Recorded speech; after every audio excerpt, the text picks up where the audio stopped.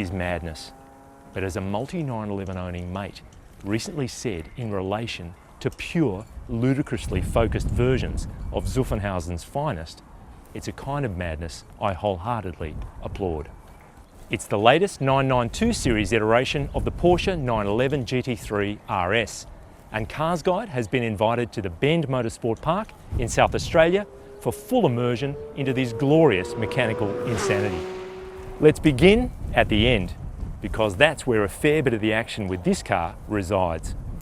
Under this barely noticeable wing is a naturally aspirated all-alloy 4-litre flat 6-cylinder engine producing close to 400 kilowatts and more than 460 newton meters in an engine speed band of no less than 9,000 RPM.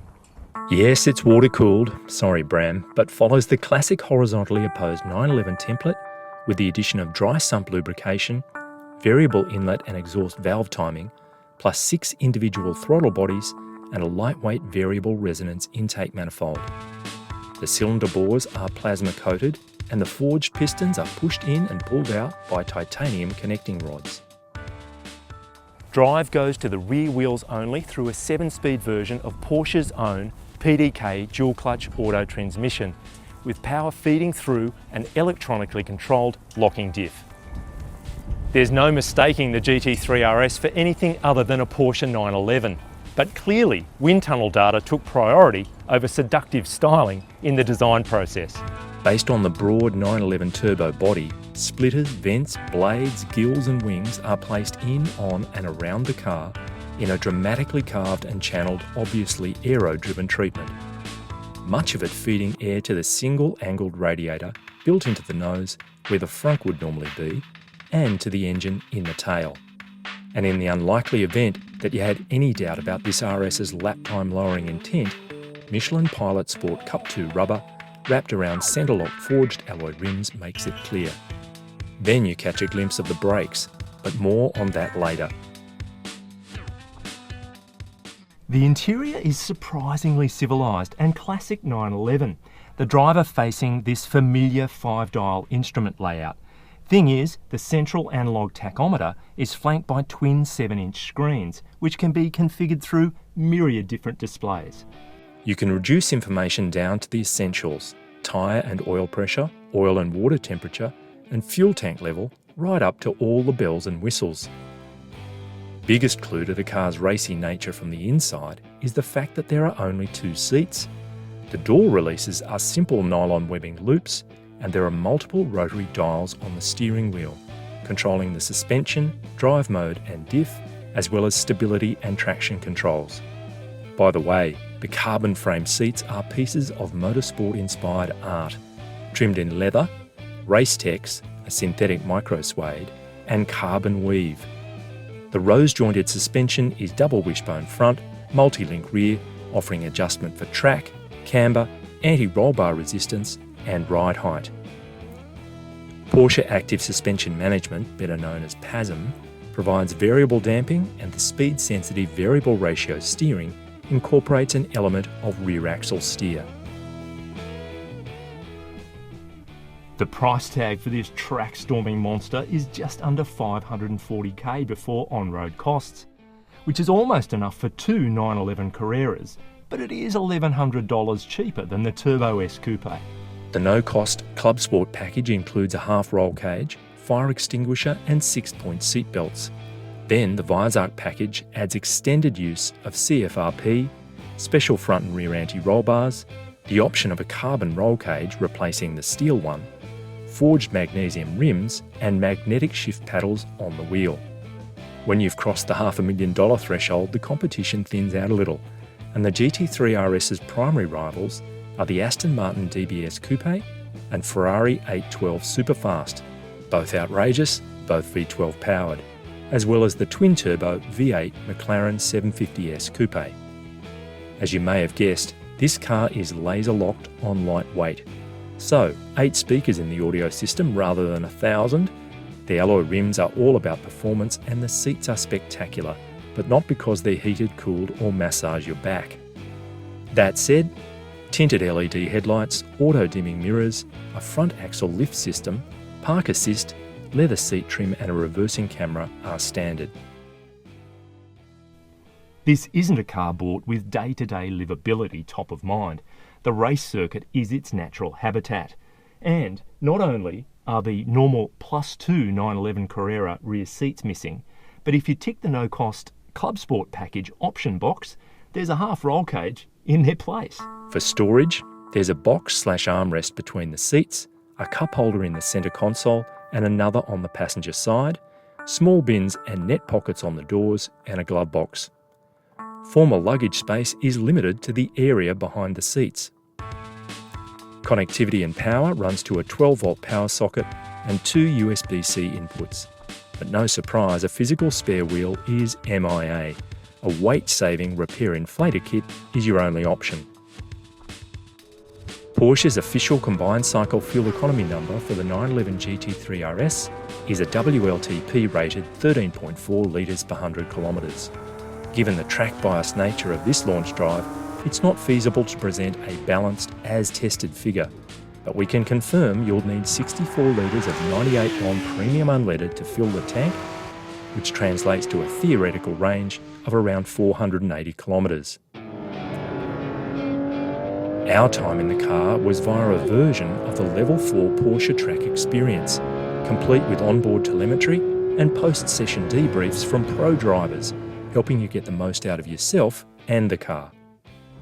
So thanks to carbon doors, wings, bonnet, the roof, you can even have the optional half roll cage in carbon, lightweight glazing. This car weighs in at 1,450 kilograms. And that helps this car accelerate from 0 to 100 km/h in just over 3 seconds. It'll go 0 to 200 km/h in 10.6. It even has an F1 style DRS system. It's really quite amazing the way the engine sounds. The throttle response is so quick. Hear that? Amazing. There are 3 drive modes: normal, sport and track, adjusting throttle, transmission, steering and more. Suspension is by double wishbones at the front, multi-links at the rear, and even the horizontal arms of the wishbones have been profiled into a teardrop shape to improve their aero performance. Quite incredible. Porsche's active suspension management system, of course, is on board, so you can dial that up or down, play with it, and to your heart's content. The other thing is you have dials on the steering wheel here to do everything from the suspension to the stability and traction controls, the diff, the whole lot. Everything is adjustable pretty much on the fly. In terms of aero, parts of the body you expect to be there aren't. There's a fully panelled underbody as well as DRS operating on the rear wing and flaps under the nose. This car generates 3 times the downforce of the GT3. Then when it comes to steering and handling, I mean, where do you start? Torque vectoring, an element of rear steering. You've got the Michelin Pilot Sport Cup 2 rubber, 335 at the back, just enormous. It grips relentlessly. Really incredible and heaps of fun. Then the braking. Predictably enough, you have enormous ventilated and cross-drilled rotors, front and rear, then alloy monoblock calipers sitting on both ends, 6-piston up the front, 4-piston at the back. Stand on these as hard as you dare, lap after lap. It will pull the car up relentlessly, straight and quickly. And once you can start to get smooth application and release of those brakes, with the throttle response, the beautiful steering, you really start to flow in a circuit environment like this. It's just fantastic. In terms of miscellaneous ergonomics and other features, you have a 30mm front axle lift, which is operative up to 50 kilometers an hour, which is just so helpful for a low-slung car like this. You also have this fantastic steering wheel, which is trimmed in Racetex, a synthetic kind of micro sway, and these seats are just amazing. They're genuine buckets just cupping you, holding you into the car, and the optional Club Sport 6-point harness, and a track environment like this, it's locating you just brilliantly. You could argue a strong case that the 911 GT3 RS's outstanding dynamic prowess is its primary piece of active crash avoidance tech. But aside from that, there's only modest driver assistance tech included. Yes, the usual suspects like ABS, as well as stability and traction controls are present. There's also tyre pressure monitoring and a reversing camera, but there's no AEB, which means the cruise control isn't active either.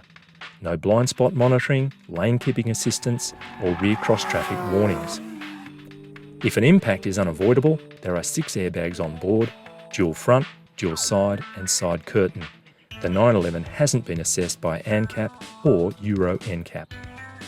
The 911 GT3 is covered by Porsche's 3-year unlimited kilometre warranty, with paint covered for the same period, and a 12-year unlimited kilometre anti-corrosion warranty also included. Off the mainstream warranty pace of 5 years unlimited kilometres, but on par with high-end performance players like Ferrari and Lamborghini. The duration of cover is possibly influenced by the number of Ks a 911 is likely to travel over time. Porsche Roadside Assist provides 24/7 365 coverage for the life of the warranty, and after the warranty runs out, is renewed for 12 months every time the vehicle is serviced at an authorised Porsche dealer. The main service interval is 12 months 20,000 kilometres. No cap price servicing is available, with final costs determined at the dealer level in line with variable labour rates by state or territory.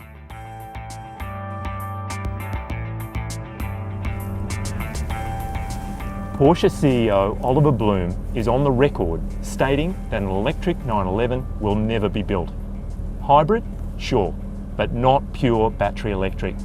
That's why this brand is spending so much time and so many euros developing synthetic fuel, so mad amazing cars like this GT3 RS, as well as its ancestors and 911s yet to come, can fire on all cylinders. More power to them. Klar zum Abflug!